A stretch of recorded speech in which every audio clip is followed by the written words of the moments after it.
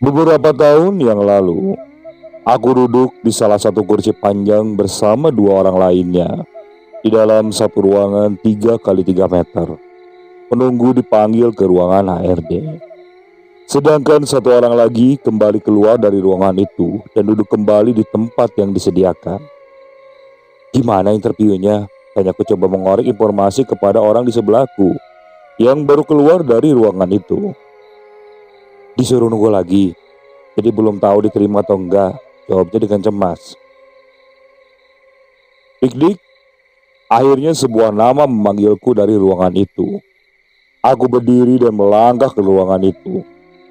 Di sana hanya ada satu meja dan dua kursi, serta ada lemari kecil yang penuh berkas di sudut ruangan, serta jam dinding tua dengan logo perusahaan yang menggantung di dinding. Perkenalkan, nama saya Indah. Saya HRD di sini. Ini adalah interview terakhir yang bisa memutuskan Anda bisa bergabung di sini atau tidak, kata wanita yang ada di depanku. Wanita itu kemudian bertanya kepadaku tentang latar belakangku, motivasiku bekerja, hingga keahlianku. Aku pun dengan sigap menjawab semua pertanyaan yang dilontarkan dengan penuh antusias, berharap jawaban yang kutarakan bisa membuatku diterima oleh perusahaan ini. Menarik Pak. Namun apabila diterima, apakah Bapak sanggup untuk bekerja di shift malam? Tanyanya kepadaku. Sanggup Bu, jawabku dengan tegas. Wanita itu kemudian menulis beberapa catatan dalam CV yang kuberikan kepadanya. Kemudian ia memintaku untuk menunggu kembali di ruang tunggu. Aku pun mengangguk dan kembali keluar ke ruangan tunggu bersama yang lainnya. Hingga interview pun selesai. Kita yang sedang menunggu di ruang akhirnya dipanggil kembali untuk masuk. Di sana, Indah selaku HRD langsung menyodorkan kertas yang harus kita tanda tangani. Selamat, kalian lulus dan bisa mulai bekerja setelah kalian menandatangani surat kontrak ini. Jujur, aku benar-benar senang. Aku yang baru lulus kini bisa mulai bekerja, mulai menabung untuk masa depan dengan uang sendiri. Rasa haru dan bangga aku rasa ketika aku menandatangani kontrak tersebut. Begitupun dengan ketiga orang yang ada di sebelahku pada saat itu. Tempatku bekerja adalah sebuah pabrik yang cukup besar di pinggiran kota yang memproduksi kain untuk impor. Di sana ada dua buah gedung di sebelah kiri dan di sebelah kanan. Untuk gedung di sebelah kiri itu digunakan untuk ruangan produksi, dan di sebelah kanan digunakan untuk gudang. Sedangkan untuk lantai dua gedung tersebut digunakan untuk para staf dan pimpinan perusahaan. Ruangan itu terdapat kaca-kaca besar yang mengarah ke gudang atau mengarah ke gedung sebelah kiri, sehingga para staf dan owner bisa langsung melihat aktivitas dari pabrik di atas sana. Di belakang pabrik tersebut terdapat tanaman dan musola kecil untuk beribadah. Tak lupa ada berbagai pepohonan yang berada di sisi taman tersebut. Dan di ujungnya terdapat pohon pisang yang masih berbentuk tunas sebanyak 3 buah. Indah pun menjelaskan pekerjaannya kepadaku dan kepada 3 teman lainnya sewaktu berkeliling. Pekerjaan kami sebenarnya mudah, hanya memastikan mesin berjalan sebagaimana semestinya. Karena mesin itu akan bekerja selama 24 jam penuh, sehingga perlu diawasi oleh kami berempat. Dia juga menjelaskan beberapa peraturan yang ada di pabrik ini. Wajib hukumnya untuk memenuhi segala peraturan di pabrik ini, terutama bagi kami, karyawan baru yang tidak tahu tentang aturan-aturan yang ada, sehingga kita bisa taat dan bekerja tanpa adanya masalah. Indah pun mendekati sebuah tulisan yang menempel di dinding pabrik, tepat di bawah mesin absen para karyawan. Di dalamnya terdapat beberapa peraturan yang harus dipenuhi oleh seluruh karyawan kantor tanpa terkecuali. Isinya adalah: 1. Menjaga kebersihan di lingkungan pabrik. 2. Diwajibkan untuk absen tepat waktu. 3. Apabila ada karyawan yang hendak lebur, maka harus melaporkan ke ruang staf di lantai 2. 4. Karyawan wajib meninggalkan gudang paling telat pukul 5 sore dan menutup pintu gudang. 5. Dilarang menginjakan kaki di taman dan dilarang merusak pepohonan termasuk pohon pisang yang ada di taman. 6. Cleaning service harus segera membersihkan ruangan staf sesaat setelah jam pulang pukul 5 sore dan harus segera menyelesaikannya sebelum pukul 6 malam. 7. Utamakan keselamatan kerja dan terutama di bagian produksi. 8. Pintu WC di bagian produksi tidak boleh ditutup rapat. 9. Bagi supir ekspedisi yang datang ke pabrik ketika malam, disarankan untuk tidur di musola dan dilarang untuk bongkar muat barang ketika di atas pukul 9 malam. 10. Semua karyawan dilarang ke ruangan kecil di gudang tanpa sepengetahuan owner. Aku membaca sesama pengaturan itu. Namun ada beberapa yang janggal sehingga aku pun bertanya kepada Indah. Bu, mohon maaf, untuk peraturan nomor 10, kenapa kita tidak boleh masuk ke ruangan itu? Kataku sambil menunjuk ke ruangan kecil yang ada di ujung gudang. Indah hanya tersenyum tanpa memberikan jawaban kepadaku. Dia hanya bilang bahwa ini adalah peraturan dan harus dipatuhi oleh semua karyawan yang bekerja di sini. Karena peraturan ini dibuat oleh pemilik perusahaan, sehingga Indah selaku HRD pun harus mengikuti peraturan tersebut. Sebelum melanjutkan, saya akan memberitahu keempat orang yang satu sip denganku. Namanya adalah Dadi, Iman, dan Denny. Mereka bersamaku pada malam itu. Malam dimulai pertama kalinya aku bekerja di pabrik tersebut. Beberapa hari kemudian, akhirnya aku mulai bekerja. Aku duduk di antara mesin-mesin besar yang menyala sepanjang malam bersama ketiga temanku di sana. Jadi kita mesti ngapain di sini? Tanya Dadi. Kata security, jadi kita itu hanya memastikan mesin itu hidup. Apabila ada yang mati, kita harus mencari penyebabnya. Kalau bisa kita yang benerin, tapi kalau tidak ya panggil security saja. Jawab Denny sambil memandangi mesin-mesin besar itu di ruangan produksi. Karena bosan, aku dan Iman memutuskan untuk berkeliling, mengecek semua mesin ini sembari mencari udara segar. Aku ngobrol dengan Iman untuk menghilangkan rasa kantuk yang mulai menyerang. Dan di obrolan itu, aku merasa banyak hal yang janggal tentang pabrik ini. Dimulai dari perpindahan shift dari shift pagi ke shift malam yang harus ada jeda waktu beberapa jam. Shift pagi bekerja dari pukul 8 pagi hingga pukul 5 sore. Lalu kosong dan dilanjut dengan shift malam pada pukul 8 hingga pukul 5 subuh. Lalu kejanggalan lainnya adalah aku dan ketiga temanku ini hanya kerja di shift malam terus-menerus tanpa ada pergantian shift.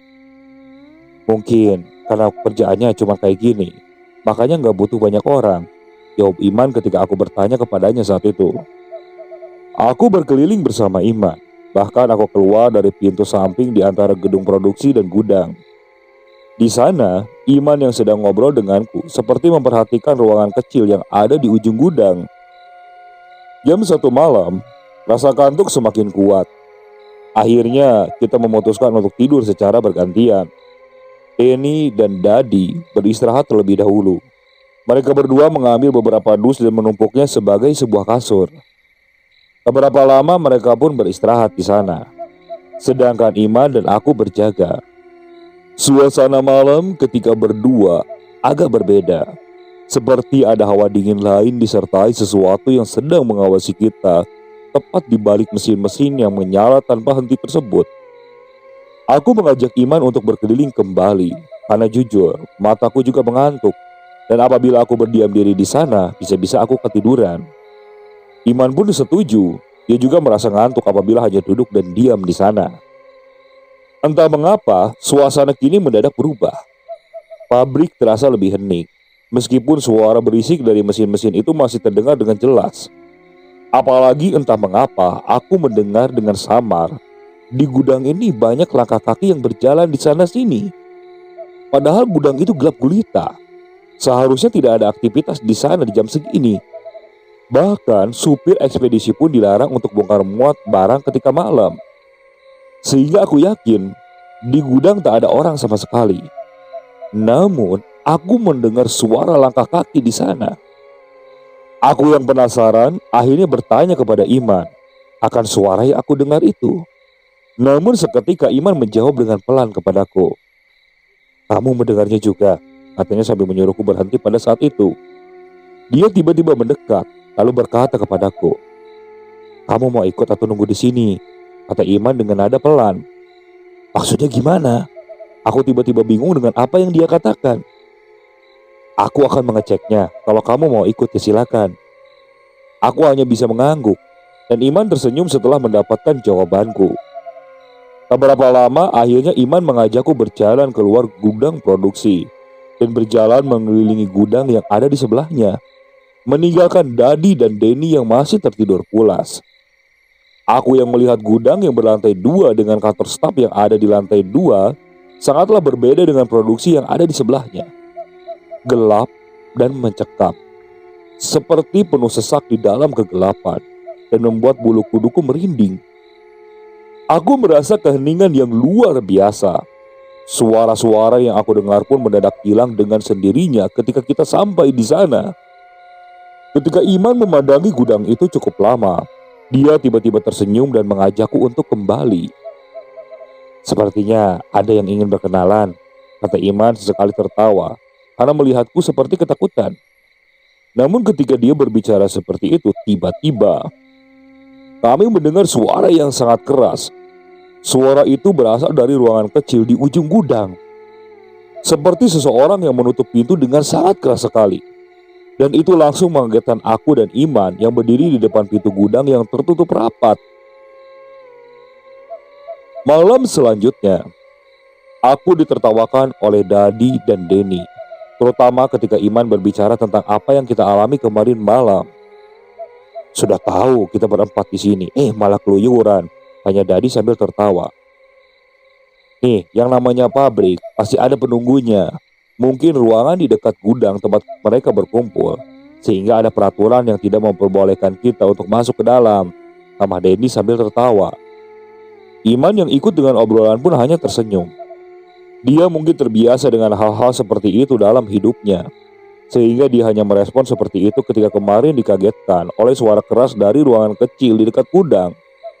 Sedangkan aku sendiri langsung berlari ke ruangan produksi dengan wajah ketakutan. "Nah, sekarang kita yang dua tidur.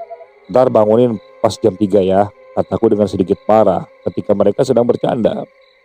Dadi dan Dede pun mengangguk. Sambil tersenyum, mereka sambil mertawakanku yang kini tidur di atas dus bekas mereka tidur. Iman tampak belum mengantuk. Dia berkata bahwa dia akan melakukan sesuatu malam ini. Dia hanya duduk sambil melihat mesin yang menyala sepanjang malam. Sedangkan aku hanya ingin tidur dan terbangun ketika subuh. Sehingga itu aku langsung memejamkan mata pada saat itu juga. Kita kerja cuman kayak gini aja. Perasaan dari kemarin itu mesin jalan sendiri. Kerja kita cuma nambahin benang ketika habis, terus angkut kain ketika sudah selesai. Kenapa nggak ke gudang aja ya? Malah harus disimpan di pojok sana, kata Dadi yang berjaga bersama Denny. "Alah, udah nggak usah komplain, Dad. Udah enakan kita kerja kayak gini, cuma jagain semalaman, terus kita tidur. Untuk ukuran pekerja baru kayak kita udah enak," sahut Denny yang terlihat sedang memasukkan benang baru dan mengikat ujung benang lama ke mesin tersebut. Aku pun tertidur, sedangkan Iman masih duduk menatap ke arah gudang dari gedung produksi yang pintunya terbuka lebar. Dadi dan Denny masih sibuk mengangkut kain yang sudah jadi untuk disimpan di pojokan. Tak lama, Iman berdiri dan berjalan keluar sendirian malam itu. "Man, kemana? Ntar ketemu hantu lagi loh di sana," kata Dadi sambil tertawa. Iman hanya tersenyum. Ia mengangkat tangannya dan memegang perutnya pada saat itu. "WC belakang dulu bentar, mau berak," katanya sambil berlari keluar. Setengah jam berlalu, Iman nampaknya belum kelihatan. Bahkan sambil bercanda, Denny terus berkata, "Duh, kayaknya keras tuh beraknya bocah. Nyampe lama-lama banget itu." Mereka pun terus bercanda. Denny dan Dadi terus bercanda. Mereka sengaja melakukan itu agar mereka tidak merasa ngantuk di tengah-tengah pekerjaan mereka. Hingga tak lama kemudian, "Aduh, Den, aku pengen ke WC juga." Hal itu tentu saja membuat Denny sangat tertawa, sambil menyuruh Dadi yang agar menyusul Iman keluar. Ia mengangkat tangannya dan menempelkan ke hidungnya sendiri. "Cepat sana, bau!" Dadi pun lalu berlari. Namun tak lama ia kembali sambil memegang perutnya.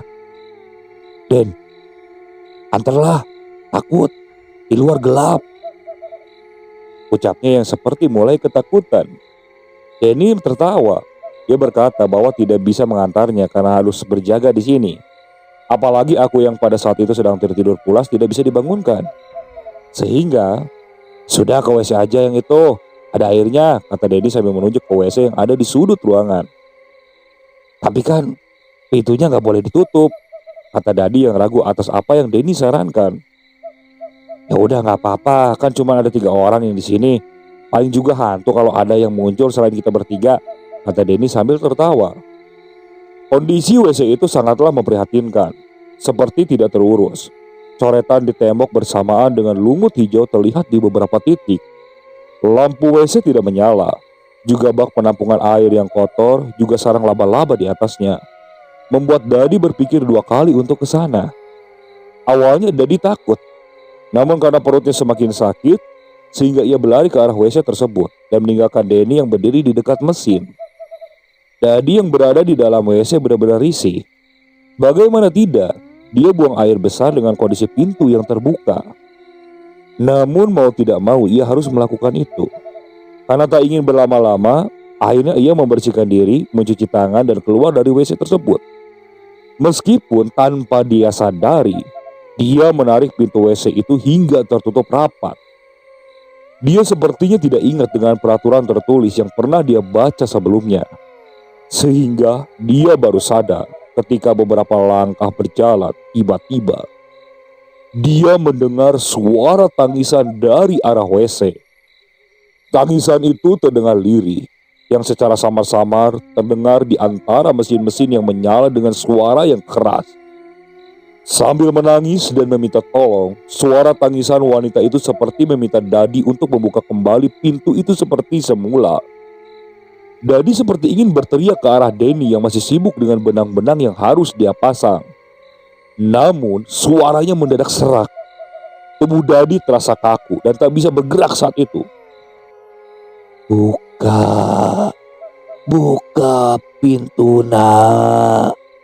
Buka, bukakan, buka. Dadi hanya bisa terdiam.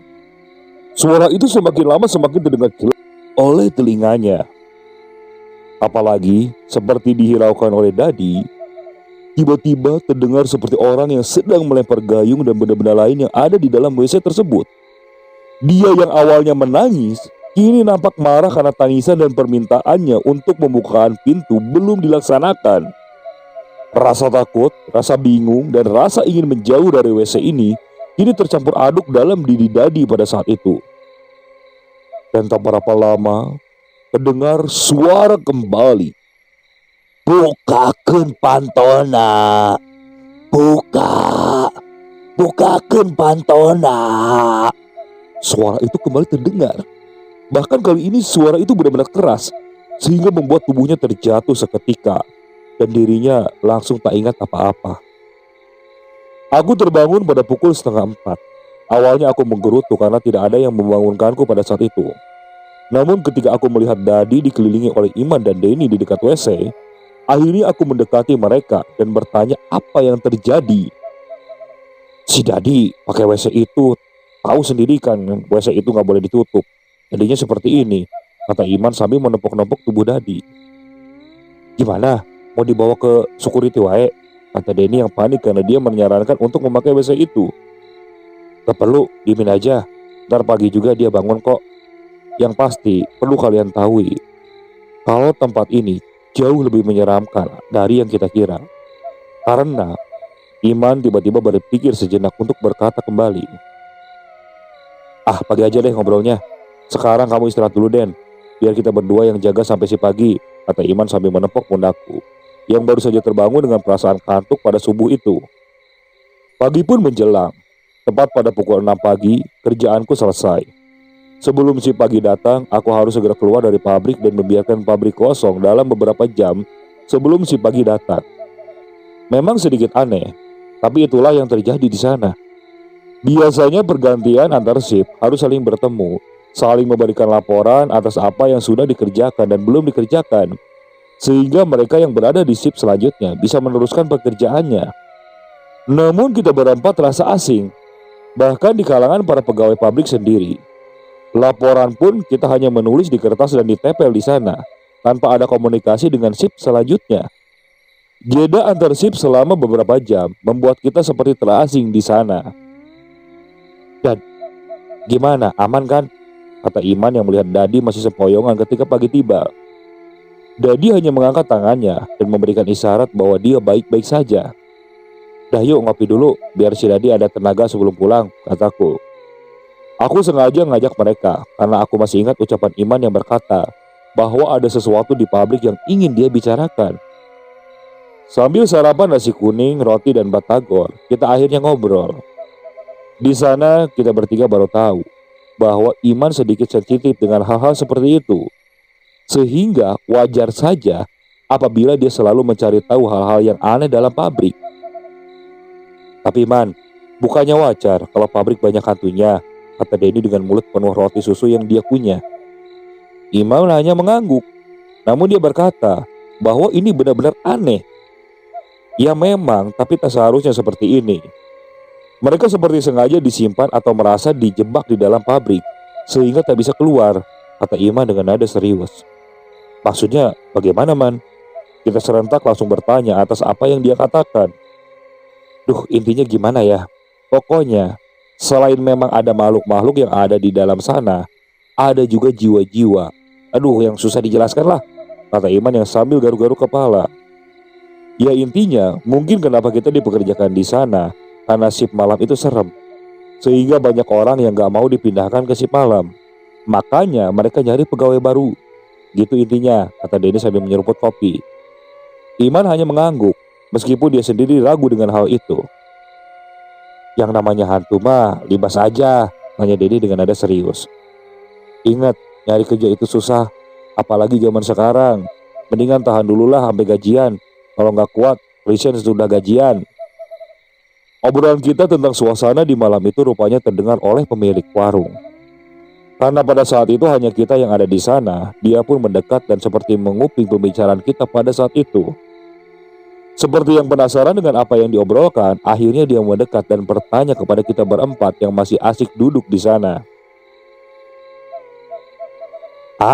Maaf, hari teh pegawai pabrik itu? Emang di sana banyak hantunya, terutama di belakang. Hati-hati ya di sana mah, kata pemilik warung yang ikut tahu ke obrolan kita. Kita berempat saling bertatapan dan serentak menggelengkan kepala. Hal itu tentu saja membuat pemilik itu terkejut. Emang ada pabrik lain yang ada shift malamnya katanya dengan nada serius. Aku hanya mengangguk dan menunjuk ke arah pabrik yang letaknya tak jauh di sana. Hanya berjarak satu pabrik warung tempat aku duduk sekarang. Sontak raut wajah pemilik warung itu berubah seketika ketika aku menunjuk ke sana. Seperti tidak percaya, hingga dia bertanya kembali. Di pabrik itu yang tunjukkan tadi, katanya untuk memastikan bahwa aku tidak salah menunjuk pabrik yang ada di sana. Wajahnya semakin heran. Bahkan dia memastikan bahwa yang aku tunjukkan adalah pabrik yang dia katakan.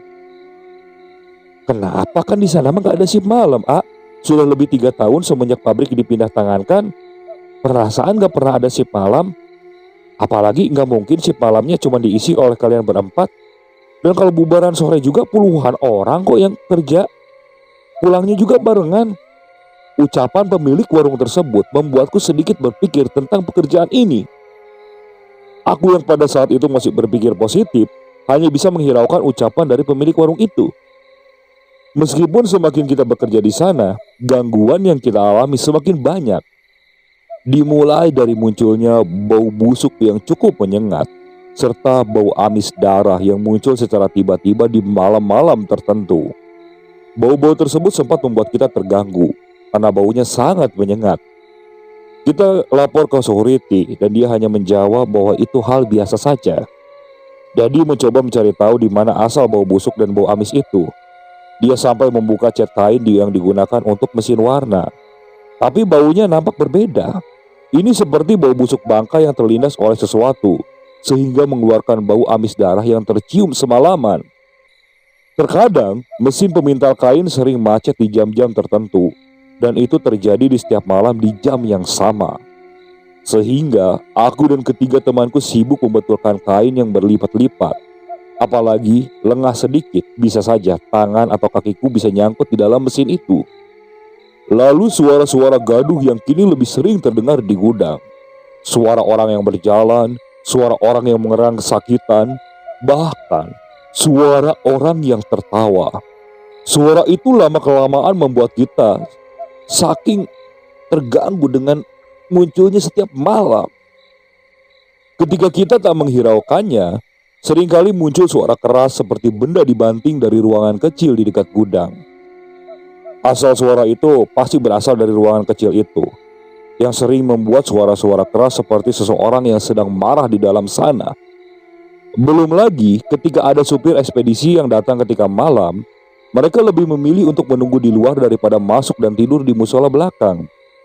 Mereka seperti takut untuk masuk ke dalam pabrik ketika malam. Padahal mobil bisa masuk ke area parkir di dekat gudang malam itu. Mereka juga seperti tidak menghiraukan kita yang sedang bekerja di dalam. Bahkan, security yang menjaga di pos gerbang jarang mengajak ngobrol dengan kita berempat. Terkadang mereka cuek seperti menganggap kita bukan bagian dari karyawan pabrik yang ada di sana. Pernah ketika Iman bertanya tentang keanehan yang terjadi, namun security itu hanya menjawab sedikit ketus dan berkata, "Kalau kalian tak sanggup dengan apa yang terjadi di sana, saya akan memberitahu HRD agar segera dikeluarkan dan mencari pengganti untuk bekerja di malam hari." Mendengar jawaban seperti itu, kita memilih untuk menjaga jarak saja. Banyak hal yang terjadi dan menghiasi malam yang kita kerjakan di dalam pabrik itu. Denny yang awalnya berani pun kini menjadi penakut. Karena pernah sekali ketika ia ingin ke WC belakang, dia melihat sesuatu yang berdiri di depan tunas pohon pisang yang ditanam di belakang. 3 tunas pohon pisang yang belum tumbuh, namun sangat dilarang untuk disentuh. Bahkan hal itu tertuang dalam peraturan perusahaan. Denny sempat melihat ada salah satu wanita yang berdiri menghadap pohon pisang tersebut. Denny secara tidak sengaja melihat hal itu, dan ketika dia melihatnya dengan sesama, tiba-tiba wanita itu melayang dan menembus tembok yang ada tak jauh dari pohon pisang itu. Tentu saja, hal itu membuat Denny berlari. Bahkan dia terjatuh karena dia menginjak sesosok ular kecil yang tiba-tiba muncul di sana. Ular tersebut nampak terkapar dan mati. Namun ketika dia ingin membuangnya, ular itu tiba-tiba menghilang. Sedangkan Iman semakin lama dirinya semakin pendiam dan memperingatkan kita untuk bekerja seperti ada sesuatu yang aneh yang dia tidak mengerti tentang suasana malam yang ada di pabrik itu. Bahkan, dia sering memperingatkan kita untuk menghindari tempat-tempat yang dia rasa aneh, seperti taman belakang, area WC produksi, lalu area parkir mobil ekspedisi, dan gudang itu sendiri yang setiap malamnya gelap dan tertutup rapat. Waktu pun terus berlalu. Tak terasa sudah 3 minggu kita bekerja dan tinggal beberapa hari lagi kita mendapatkan gaji pertama. Semakin lama aku semakin akrab dengan mereka. Bahkan tak jarang aku ikut tidur di kosan Denny yang letaknya tak jauh dari pabrik. Malam ini hujan yang lebat mengguyur kota Bandung dan sekitarnya. Aku bahkan harus melewati beberapa genangan air yang masuk ke area jalan yang sampai ke area pabrik untuk bekerja. Aku yang sudah berada di dalam ruangan produksi hanya duduk menatap air hujan yang jatuh membasahi pabrik malam itu. "Hei, jangan ngelamun, nanti ditemenin oleh hantu yang ada di WC loh," kata Iman dan Dadi yang muncul dari belakang. Aku hanya tersenyum. Tak lama aku bertanya kemana Denny, tidak bersama mereka. Mereka menjawab, Denny lagi tiduran di dekat mesin. Katanya dia ngantuk karena waktu siang dia nggak bisa tidur gara-gara ada hajatan di dekat kontrakannya. Tiba-tiba suara petir terdengar menggelegar menemani kita malam itu. Sesekali cahaya yang terang terlihat dari dalam tempat kita ngobrol. Namun ketika kita sedang asik mengobrol, tiba-tiba terdengar suara percikan api dari luar yang menyala akibat petir. Seketika ruangan itu menjadi gelap. Mesin yang sedang bernyala tiba-tiba mati, seperti ada yang konslet yang mengakibatkan seluruh ruangan mati. Tidak ada cahaya penerangan sama sekali. Kita pun tidak membawa penerangan seperti korek ataupun ponsel, karena semuanya disimpan di loker sebelum memasuki pabrik. Kita saling memandang satu sama lain. Butuh waktu untuk mata kita beradaptasi dengan kegelapan ini. "Dan masih ingat gak kalau terjadi kayak gini kita harus ngapain?" kata Iman yang berdiri di tengah-tengah kegelapan. "Kalau tidak salah kita harus mematikan daya listrik yang bermasalah dan memindahkan switch ke arus listrik cadangan yang ada di belakang. Ada petunjuknya gak di kotak peralatan dekat tempat kita tiduran?" kata Dadi yang kini mencoba masuk ke tengah-tengah kegelapan. Aku yang awalnya duduk pun kini ikut. Bahkan aku berkata bahwa ada senter juga di kotak perlengkapan itu untuk kita pakai. Kita berjalan masuk dan hanya bermodalkan cahaya kilatan dari luar yang masuk melewati pintu produksi untuk membantu penerangan. Di tengah-tengah kegelapan yang pekat, kita akhirnya sampai dan melihat Denny yang tertidur pulas di sana. Tak lama, aku dan Dadi menemukan senter itu dan menyalakan dan melihat kertas-kertas yang berisi informasi apabila terjadi kejadian seperti ini dan bagaimana kita mengatasinya. Sedangkan Iman, dia tiba-tiba terdiam. Wajahnya melotot ke arah pintu yang tembus ke arah gudang. Kilatan petir yang menyambar membuat tempat itu menyala sesaat di tengah-tengah kegelapan. Tak lama ketika kita sudah menemukan cara untuk memperbaiki hal itu, tiba-tiba Iman langsung berlari keluar tanpa memedulikan kita yang ada di sana. Dia berlari seperti mengejar sesuatu dalam kegelapan malam itu, dengan tergesa-gesa di tengah-tengah petir yang menyambar. "Hei, Iman, mau kemana? Tungguin, mau kemana?" Aku berteriak melihat Iman langsung berlari tanpa mendengarkan teriakanku. Namun ketika aku melihat Iman yang tinggal beberapa langkah lagi sampai ke pintu luar, tiba-tiba petir kembali menyambar dengan kerasnya. Dan tak lama, aku secara samar-samar melihat ada sesosok bayangan wanita yang sedang berdiri menatap kita. Bayangan wanita itu dengan kakinya yang berbentuk ular besar dan meliuk-liuk di antara kegelapan malam. Rupanya Iman berlari mengejar hal itu. Entah apa yang dia lakukan sehingga dia tidak memperdulikan aku yang berteriak kepadanya. Dia hanya terus berlari keluar dengan tatapannya yang tajam. Meskipun bayangan itu menghilang ketika Iman berlari menghampirinya.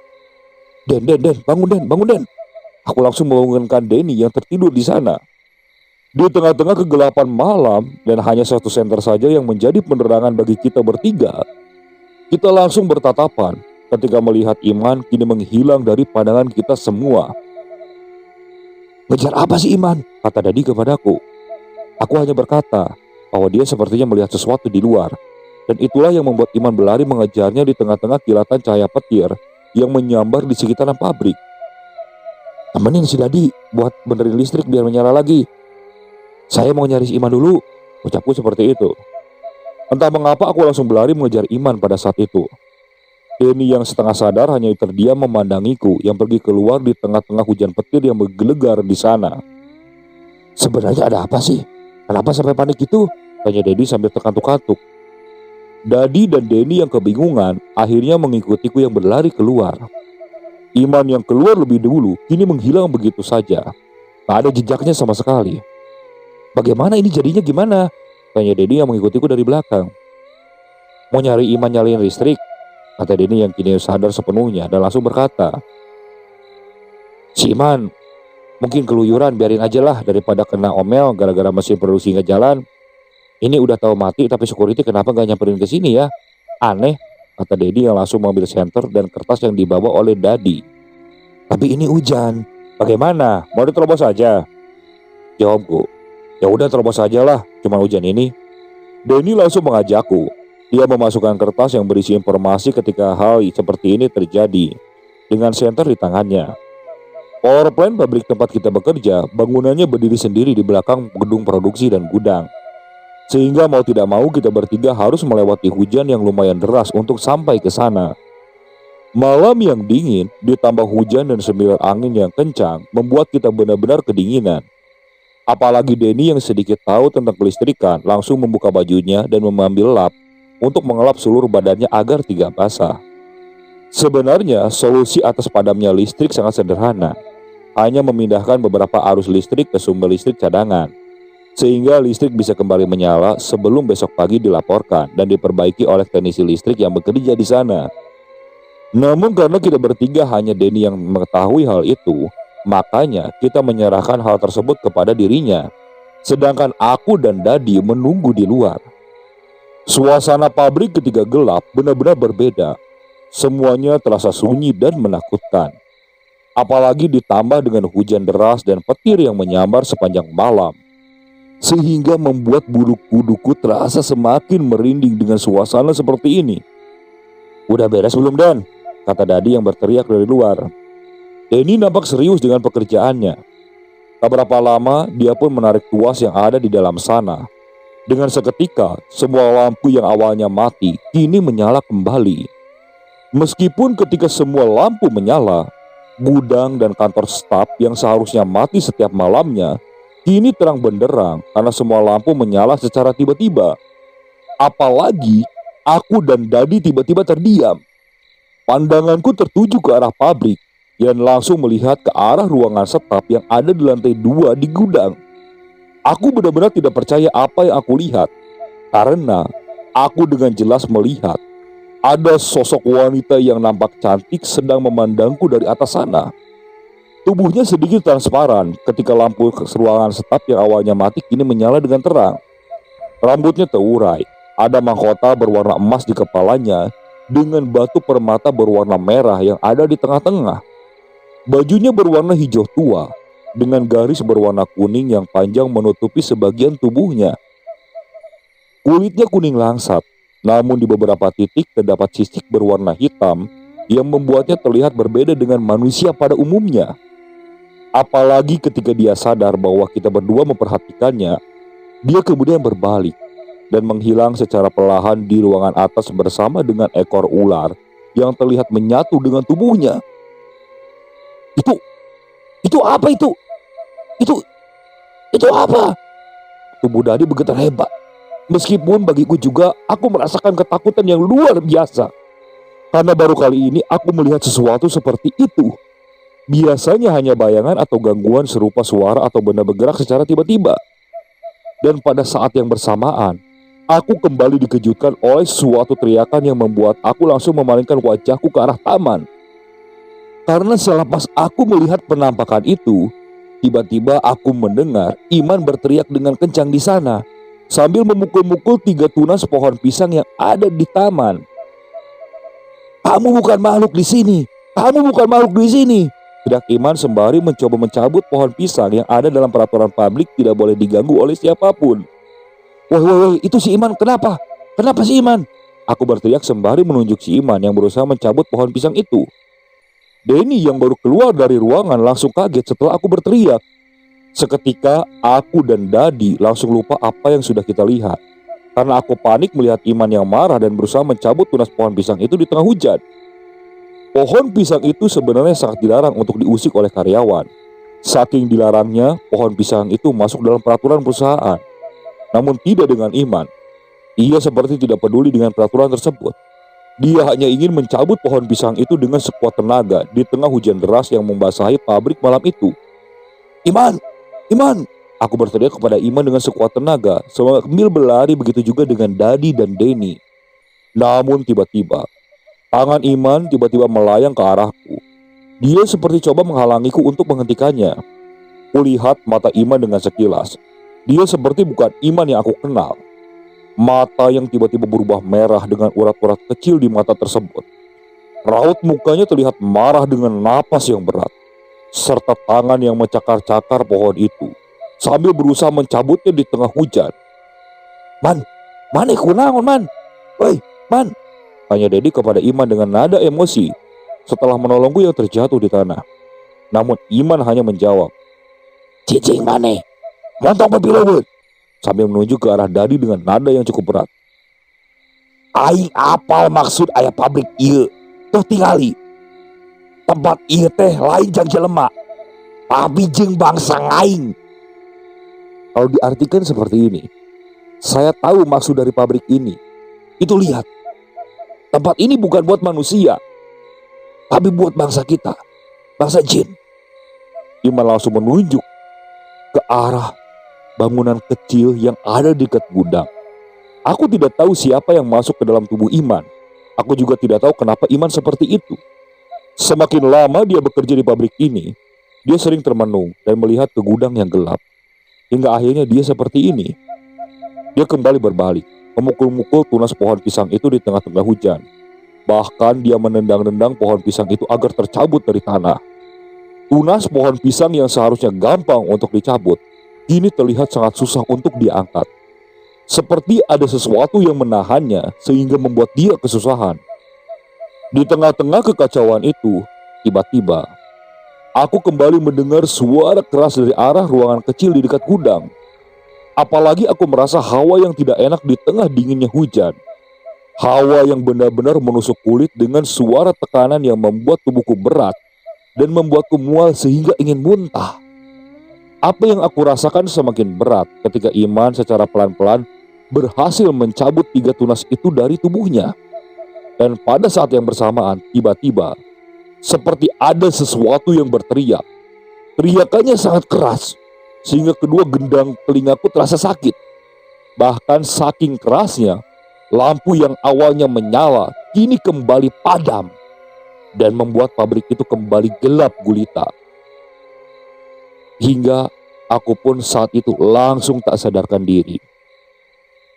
Saat aku tersadar, security saat itu membangunkanku pada pukul setengah 7 pagi. 1 jam lagi sebelum shift pagi masuk. Mataku terbuka. Di sana aku melihat Denny dan Dadi sudah terbangun terlebih dahulu. Mereka bertiga seperti sedang dimarahi oleh security yang ada di sana. Sedangkan aku yang bangun terakhir langsung disuruh untuk bergabung dengan mereka bertiga. Dengan kondisi yang basah kuyup, aku langsung digiring ke ruangan HRD. Di sana, aku langsung mendapatkan SP1 atas apa yang terjadi semalam. Sedangkan Iman, dia seperti sedang berdebat hebat di ruangan HRD. Aku bisa mendengar bagaimana Iman marah atas apa yang terjadi semalam. Bahkan, dia sampai menggebrak meja dan keluar dari ruangan HRD dengan nada yang marah. "Maneh tak apa naon aya nu di dieu. Manusia siga maneh mah teu nyaho naon," kata Iman dengan nada marah kepada HRD itu. Dia lalu berjalan melewati kita bertiga, meninggalkan Indah selaku HRD di dalam ruangan. Dia berhenti sejenak dan berbalik mendekat kita bertiga sambil meminta maaf. "Maaf, bisi urang aya salah. Maaf. Semoga kalian diberikan keselamatan." Akhirnya Iman pun pergi meninggalkan kita bertiga. Gajian yang harusnya dibayarkan dalam beberapa hari lagi, dia abaikan dan memilih untuk keluar setelah perdebatan panjang tentang ketiga tunas dari pohon pisang itu. Sedangkan kita bertiga kini merasa bingung dan mempertanyakan apa yang dilakukan oleh Iman pagi itu. "Oh, bagaimana? Mau resign aja?" Tadi kembali mempertanyakan kelanjutan pekerjaan kita. Semuanya berpikir sejenak. Namun tak lama Denny langsung berkata bahwa dia akan resign setelah dia bayar. Apalagi setelah kita mengalami hal yang mengerikan di sana. Tidak seperti Iman yang begitu saja keluar. Akhirnya kita sepakat atas keputusan tersebut. Kita akan resign secara bersamaan ketika kita mendapatkan gaji pertama yang akan dibayarkan kurang dari 1 minggu lagi di tempat itu. Kita akhirnya tersisa 3 orang, tentunya dengan suasana yang lebih mencekam di sana. Hingga 2 hari pun berlalu dengan begitu cepat. Aku yang datang lebih dulu ke pabrik melihat sesuatu yang tidak biasa di sana. Ada sebuah mobil yang terparkir tepat di depan gerbang. Sebuah mobil berwarna silver dengan plat ibu kota. Seketika, security yang melihatku langsung menyuruhku untuk memarkirkan motorku di dalam dan menanyakan kedua temanku. Dia lalu mengenalkan aku dengan pemilik pabrik tersebut. Sebut saja namanya Pak Iwan. Seseorang yang nampak masih muda, umurnya mungkin sekitar 30 tahunan. Dia dengan ramah menyambutku dan berterima kasih karena aku sudah bekerja dengan baik di tempat itu. Dia berkata bahwa pekerjaan yang mengharuskan dia untuk diam di sana lebih lama. Karena biasanya dia hanya akan datang ketika pagi menjelang dan pulang bersamaan dengan bubarnya para pegawai si pagi. Sehingga wajar saja aku tidak pernah melihatnya selama ini. Apalagi dia yang sibuk tidak setiap hari datang ke pabrik kecuali ada pekerjaan mendesak. Hingga Pak Iwan pun pamit. Dia berkata bahwa ia akan membawa makanan untuk kita santap pada malam ini. Dia berkata bahwa dia meninggalkan makanan itu di security dan tinggal ambil saja apabila kita semua lapar di sana. Kita yang tidak terlalu akrab dengan security hanya mengangguk. Lalu kita bertiga pun akhirnya bekerja seperti biasa. Namun tiba-tiba, ketika tepat pukul 9 malam, security yang berjaga muncul dan menghampiri kita yang ada di produksi. Dia membawa 2 kresek makanan yang Pak Iwan siapkan untuk kita berdua. Wajahnya nampak sedih. Bahkan dia sangat lesu ketika berjalan. Dia berjalan dan berkata bahwa anaknya sakit dan dia harus segera pulang. Dia ingin keluar terlebih dahulu, namun dia mohon supaya tidak memberitahukan HRD apa yang terjadi malam ini. Dia bahkan mengeluarkan uang 100.000 untuk menutup mulut. Aku, Dadi, dan Denny hanya mengangguk karena wajahnya yang benar-benar memelas, sehingga aku iba dan membiarkan dia pergi. Dia berkata bahwa dia akan mengunci gerbang sampai dia datang, karena takut ada supir ekspedisi datang dan tidak melihatnya dia di tempat. Tak ada yang janggal atas apa yang dia ucapkan. Kalau kita bekerja di pabrik, tidak mungkin juga keluar dari area hingga pekerjaan kita selesai. Apalagi sudah ada makanan yang bisa membuat kita kenyang hingga pagi hari tiba. Akhirnya, security meninggalkan kita, sekaligus mengunci gerbang dari luar. Aku, Dadi, dan Denny akhirnya bekerja kembali seperti biasa, menikmati malam di pabrik sambil ditemani oleh makanan yang security itu bawa untuk kita. 3 jam pun berlalu. Waktu tepat menunjukkan pukul setengah 12 malam. Suasana di sekitaran pabrik secara perlahan berubah. Tubuh kita seperti penuh sesak, seperti susah untuk bernapas. Entah apa yang terjadi, baru kali ini kita bertiga mengalami hal seperti itu. Hal itu membuat kita terpaksa harus keluar, mencoba mencari udara segar, agar tubuh kita tidak sesak kembali. Meski tanpa kita sadari, pada malam itu aku melihat pintu gudang terbuka lebar seperti lupa untuk ditutup. Apalagi ketika aku melihat ruangan kecil di depan gudang, pintunya juga terbuka, hanya tertutup tirai tipis berwarna merah, sehingga aku masih belum bisa melihat isi dari ruangan tersebut. Kenapa pintu gudang tidak tutup? Kenapa ruangan itu terbuka? Aku benar-benar merasa aneh. Namun semuanya terdiam, saling memandang satu sama lain. Biasanya ketika ada hal-hal seperti ini, ada Iman yang bisa aku tanya. Namun kini dia menghilang dan sudah tidak bekerja lagi di tempat ini. Tutup aja gitu pintunya, nanti dimarahin lagi sama security kalau dibuka pintunya, kataku yang mengajak Dadi dan Denny untuk menutup pintu gudang yang berat itu. Mereka berdua mengangguk. Lalu tak lama kita mendorong pintu gudang itu sekuat tenaga, secara perlahan hingga tertutup. Aku sekilas melihat bagaimana gelapnya gudang di sana. Aku seperti enggan masuk ke sana, karena suasananya terlihat berbeda. Tak lama pintu gudang pun akhirnya tertutup secara perlahan. Tinggal beberapa sentimeter lagi. Hingga tiba-tiba, seperti ada sesuatu yang menahan pintu itu agar tidak tertutup rapat. Seketika aku melihat ke arah celah pintu yang belum tertutup. Dan betapa terkejutnya ketika aku melihat ada sesuatu yang keluar dari dalam sana. Sebuah tangan yang kering dan keriput keluar secara bersamaan. Kulitnya sudah pucat, bahkan saking kurusnya, tulang dan urat-uratnya pun terlihat. Tangan itu keluar dan mendorong kembali pintu gudang agar bisa terbuka kembali. Pada saat yang bersamaan, sebuah wajah muncul secara perlahan, mengintip dari balik pintu dengan rambutnya yang panjang. Wajahnya yang keriput dengan kedua mata yang melotot tajam kepada kita bertiga, membuat tubuh kita mendadak kaku.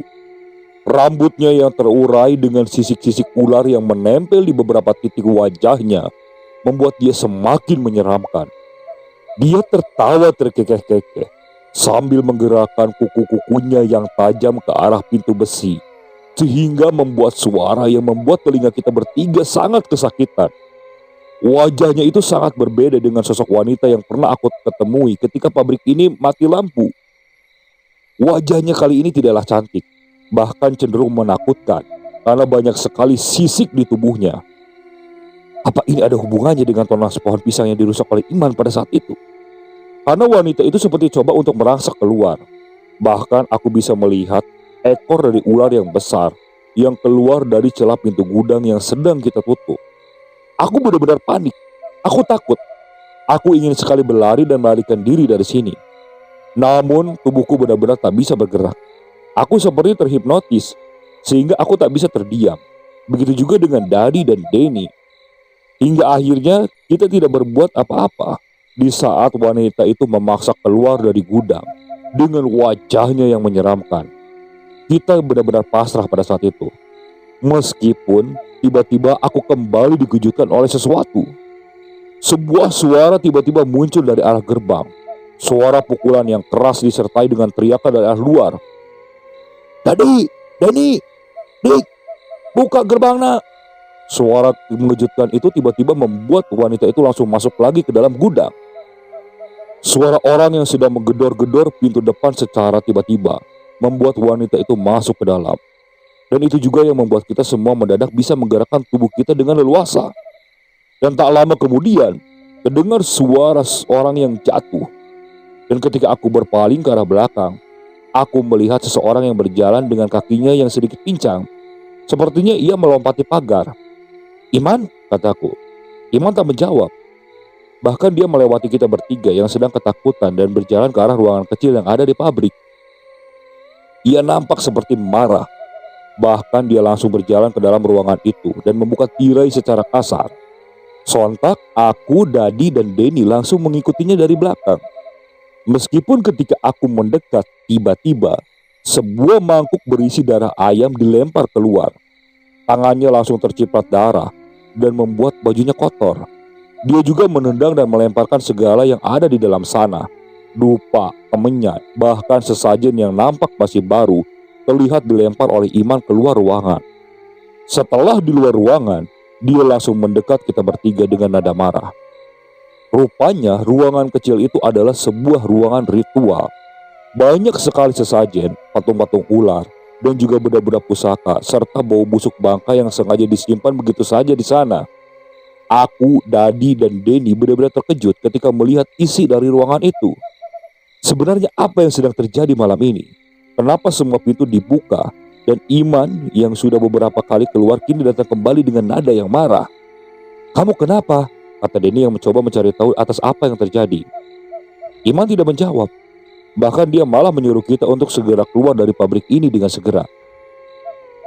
"Pulang kalian bertiga." Aku kebingungan dan langsung kembali bertanya, "Kamu kenapa, Man?" Namun nada Iman semakin tinggi. Bahkan kali ini dia tidak mempedulikan pertanyaan yang dilontarkan. "Pulang sekarang, kalau tidak salah satu dari kalian akan mati malam ini." Aku berusaha memutar otak. Tanpa menunggu jawaban lagi, dia langsung masuk ke dalam ke pintu gudang dan menutup kembali pintu itu sendirian. Meskipun tiba-tiba terdengar jelas suara desis ular ditambah dengan benda-benda yang dilempar dengan kuat dari arah gudang. Apalagi ketika aku baru sadar dengan ucapan Iman, tiba-tiba terdengar suara, "Hei, montong ngaganggu tumbak aing. Montong ngaganggu tumbak aing." Suara yang tiba-tiba terdengar berteriak, bahkan membuat kita bertiga tersadar dan segera mendekat Iman yang berusaha menutup pintu gudang. Benar saja, ketika pintu gudang itu tertutup rapat, pintu gudang itu tiba-tiba bergetar hebat, seperti ada yang berusaha untuk mendobrak pintu gudang itu dari dalam. Saking kerasnya, bahkan engsel atas pintu gudang itu sampai terlepas dengan sendirinya.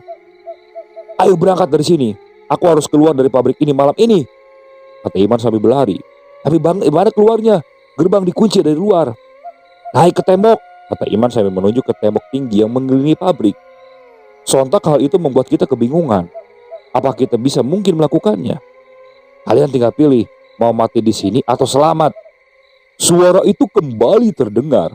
Bahkan kini pintu gudang nampak sedikit terbuka dengan suara-suara keras yang terdengar hingga keluar. Akhirnya dengan segala cara kita berusaha untuk naik ke tembok yang mengelilingi pabrik. Bahkan kita memindahkan motor yang terparkir untuk kita naik ke atas tembok pada saat itu. Seperti layaknya Iman yang harus memanjat pohon palem di luar pabrik untuk bisa masuk ke dalam. Jujur, aku mendapatkan luka cukup serius ketika naik dan melompat dari atas tembok. Bahkan hingga saat ini, lukanya masih membekas di kaki akibat melompat keluar dari pabrik di tembok itu. Yang terlihat pabriknya menjulang tinggi dan mendarat di jalan beton di depan pabrik dengan keras. Kejadian itu begitu cepat. Bahkan ketika kita selesai melompat keluar, kita masih bisa melihat bagaimana sosok wanita itu muncul dan melempar apapun yang ada di dalam sana. Bahkan dia seperti menyeret motor kita yang terparkir di sana dan melemparkannya ke arah gerbang. Hal itu tentu saja membuat kita ketakutan. Bagaimana tidak? Aku bisa dengan jelas melihat mata merah yang menyala di balik gerbang sambil memukul-mukul gerbang seperti mengejar kita. Bahkan saking takutnya, aku seperti ingin berlari dari sana. Meskipun sudah, sekarang kita sudah aman, kata Iman sambil duduk dan memandangi gerbang pabrik yang tertutup rapat. Yang pasti kita tunggu sampai pagi. Ambil motor dan gaji kalian, terus jangan kembali lagi. Setengah jam setelah kejadian itu, pabrik tiba-tiba menjadi hening kembali. Bahkan lampu yang menyala di dalam ini tiba-tiba mati dengan sendirinya. Suara-suara gaduh pun tiba-tiba menghilang. Aku, Dadi, dan Denny, dan Iman hanya duduk memandangi pabrik itu dari luar. Awalnya aku ingin meminjam motor Iman untuk meminta pertolongan, karena beberapa dari kita mendapatkan luka yang serius. Namun Iman menahannya, dan dia berkata bahwa kita harus tahu apa yang terjadi selanjutnya. Benar saja, 2 jam berlalu, tepat pukul 2 pagi. Tiba-tiba sebuah motor muncul dan terlihat di sana security datang kembali ke arah pabrik seperti ada yang memberitahukan atas apa yang terjadi pada kita di dalam sana. Dia datang dengan tergesa-gesa, memarkirkan motornya di depan gerbang dan langsung berusaha membuka gembok gerbang depan. Meskipun tak lama dia sadar bahwa kita semua berada di seberang jalan melihat dirinya yang panik itu. Seketika dia mendekat tanpa alasan apapun. Tiba-tiba dia marah dan berteriak kepada kita semua. Kenapa kalian keluar? Bukannya kalian ada di dalam pabrik? Iman langsung berdiri dan menjawab pelan ucapan security itu. Kunaon pak? Kenapa marah? Tumbalnya gagal. Security itu langsung diam. Mulutnya langsung kikuk setelah mendengar ucapan itu dari Iman. Tumbal dari mana? Kalian semuanya harus kerja jam segini. Security itu langsung membelokkan arah pembicaraan. Namun Iman kembali menjawab. Sudah pak, semuanya sudah tahu. Kalau tidak percaya, silakan buka gerbangnya lalu bapak masuk ke dalam pabrik. Tapi prosesnya masih berjalan pak. Sekalian saja bapak masuk sekarang, paling bapak yang ditumbalkan, kata Iman sambil memberi silakan security itu untuk membuka gerbang. Seperti mendapatkan perlawanan dari Iman, tiba-tiba security itu emosi, bahkan mengajak Iman berkelahi. Namun ketika Iman mengajak dia untuk masuk kembali ke dalam pabrik, dia menolak dengan keras. Seperti dia tahu apa yang sebenarnya terjadi di dalam sana. Aku tahu pak, apa yang terjadi. Aku datang ke sini karena aku tidak mau ketiga temanku ditumbalkan. Bapak juga sekarang kembali karena ada laporan kan? Laporan dari orang yang ritualnya gagal pada malam ini, kata Iman dengan nada serius. Benar saja. Pagi pun tiba. Security yang tahu akan kejadian yang sebenarnya baru bisa membuka gerbang ketika pagi tiba. Dia melihat kondisi pabrik berantakan, seperti ada yang marah dan mengacak-ngacak isi pabrik. Security itu langsung memerintahkan kita mengambil motor dan mengusir kita semua untuk pulang dengan nada marah. Wajahnya benar-benar panik. Dia seperti tidak percaya bahwa malam ini kita semua selamat dari teror yang ada di dalam pabrik. 3 hari kemudian, kita semua dipanggil lagi, termasuk Iman. Kita akhirnya datang dan langsung menghadap HRD. Di sana kita tidak bertemu dengan security yang aku temui pada saat itu. Entah dia keluar atau tidak masuk lagi hari itu. Yang pasti ketika kita datang, kita disambut dengan security yang baru. Dia nampak ramah dan sepertinya dia tidak mengetahui tentang rahasia di pabrik ini. Aku juga tidak melihat mobil Pak Iwan yang merupakan mobil pemilik pabrik. Ada desa-desus Pak Iwan keluar kota selama beberapa hari, sehingga dia tidak masuk kerja semenjak kejadian itu. Kita akhirnya masuk ke ruangan HRD. Tanpa obrolan panjang, dia langsung menyodorkan sebuah surat yang ada di dalam amplop. HRD itu berkata bahwa ini adalah surat dari Pak Iwan. Dia juga menyodorkan amplop uang yang merupakan gaji kita semua. Rupanya, itu adalah sebuah surat yang mengharuskan kita menandatangininya. Sebuah surat yang berisikan bahwa kita tidak boleh menceritakan hal itu kepada siapapun. Kita juga mendapatkan bayaran lebih untuk menutup mulut atas apa yang terjadi malam itu. Kita menandatangani surat itu dan memasukkannya ke dalam sebuah amplop. Setelah itu HRD menyodorkan surat lagi. Surat pengunduran diri beserta perlarinya yang harus kita tanda tangani kembali pada saat itu. Tanpa pikir panjang, akhirnya kita sepakat untuk menandatangani surat resign tersebut. Sehingga kita resmi keluar dari sana. Aku sendiri awalnya tidak berani mengangkat cerita ini dalam kisah. Namun, dengar-dengar, pabrik itu sekarang sudah bangkrut akibat pandemi. Jadi, aku bisa kembali menceritakan kisahnya di sini. Aku sempat bertanya kepada Iman, kenapa dia sampai kembali dan menyelamatkan kita semua. Iman hanya menjawab, dia hanya ingin menyelamatkan satu nyawa. Apalagi orang tuanya mendorong dirinya kembali. Setelah dia bercerita tentang pabrik itu, setelah dia keluar nanti, aku juga mendapatkan desas-desus tentang apa yang terjadi selanjutnya setelah kejadian itu. Tepat ketika salah satu kita akan ditumbalkan malam-malam itu dan akhirnya gagal. Kebetulan, kedua orang tua pemilik pabrik itu mendadak tak sadarkan diri pada malam itu. Akhirnya membuat dia langsung menelepon security. Meskipun di pagi harinya, kedua orang tuanya meregang nyawa. Ketika tumbal tersebut gagal, biasanya mereka seringkali mencari orang-orang yang terdekat untuk dirinya sendiri ditumbalkan. Begitu juga dengan Pak Iwan. Ketika gagal menumbalkan salah satu dari kita, mau tidak mau, keluarganya menjadi korban secara mendadak. Tempat-tempat seperti mesin, pemintal benang, WC yang tidak boleh ditutup, dan mesin pemotong kain, itu adalah tempat-tempat korban yang ditumbalkan di tahun-tahun sebelumnya. Sehingga jiwanya masih ada di sana dan terus menghantui para karyawan bekerja di sana. Mereka sengaja ditumbalkan oleh sosok wanita berbentuk ular yang kita temui di pabrik. Mereka dibuat seakan-akan terjadi kecelakaan kerja, sehingga membuat orang lain tidak tercuriga atas apa yang terjadi di dalam sana ketika penumbalan itu dijalankan. Awalnya, shift malam pun tidak ada. Yang ada adalah tawaran lembur malam kepada karyawan. Namun setiap ada lemburan, pasti ada korban. Sehingga para karyawan tidak berniat untuk kembali lembur di tahun berikutnya. Alhasil, HRD harus mencari orang untuk bisa kerja malam. Maka dari itu, pemilik warung tidak tahu ada shift malam di pabrik tersebut. Karena shift malam itu baru ada sekarang, yang sengaja dibuat sebagai kedok, sebagai pemberian tumbal dengan dalih kecelakaan kerja nantinya. Aku, Dadi, Denny, dan Iman akhirnya berpisah ketika selesai bekerja di sana. Dan beberapa tahun kemudian, seringkali kita kumpul ketika kita sudah berkeluarga. Seperti hari ini, di mana kisah ini bisa diceritakan. Oke, sekian untuk cerita kali ini. Saya mohon maaf apabila masih banyak kekurangan dalam pembawaan ceritanya. Kritik dan sarannya silakan kalian bisa cantumkan di kolom komentar. Tak lupa saya juga ucapkan terima kasih kepada narasumber yang sudah membagikan kisahnya, termasuk para penonton yang sudah mampir dan mendengarkan cerita dari channel Rentera Keramat ini. Semoga kalian selalu diberikan kesehatan, dilancarkan rezekinya, dan dijauhkan dari musibah.